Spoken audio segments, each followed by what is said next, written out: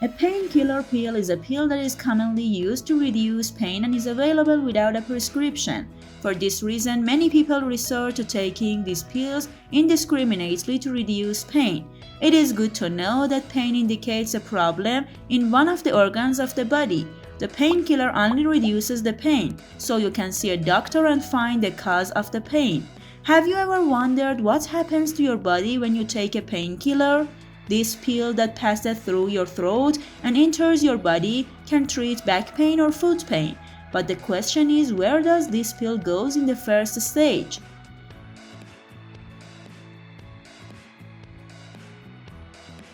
Subscribe our YouTube channel to watch the rest of this video and more.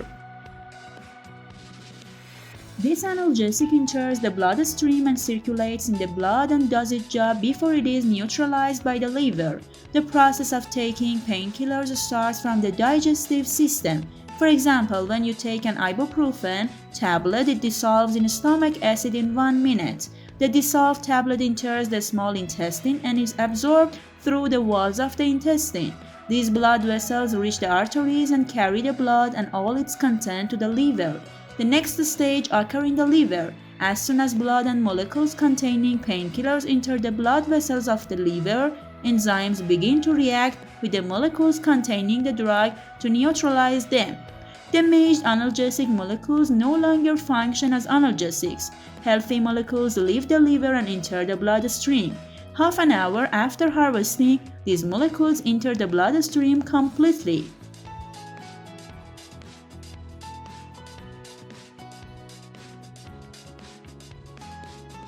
Blood containing painkiller molecules reaches all organs of the body, including the heart, brain, and kidneys, and returns to the liver. When the molecules containing the painkiller hit a part of the body that is in pain, they all come together to form a mass.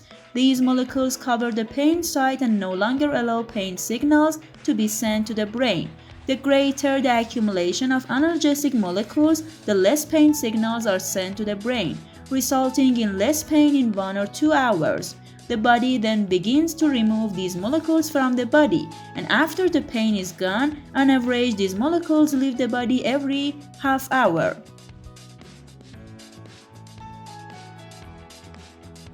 When the propan molecules are removed from the pain site, they all re-enter the bloodstream and return to the liver, then are neutralized and sent to the kidneys and excreted in their urine.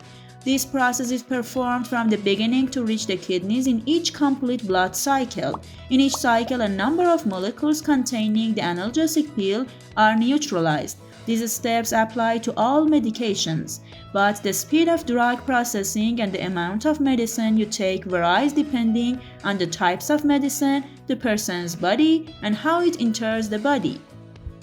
The instructions on the painkiller will help you take the right dose of the medicine. If you take a little, the medicine has no effect on the body, and if it is too much, it can cause poisoning. This is true for any medicine.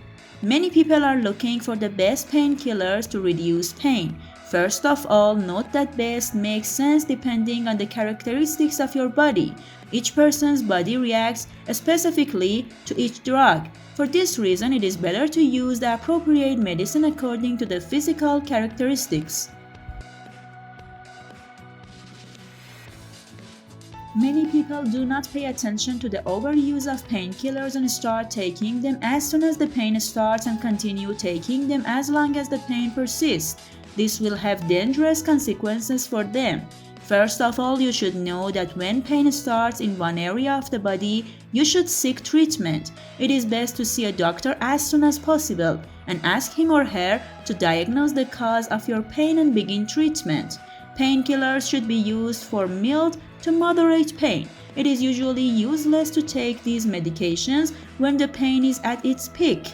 If you continue to take these drugs indiscriminately, you will have many problems. These problems include cardiovascular disease, lower blood pressure, acute headaches, and vomiting and nausea.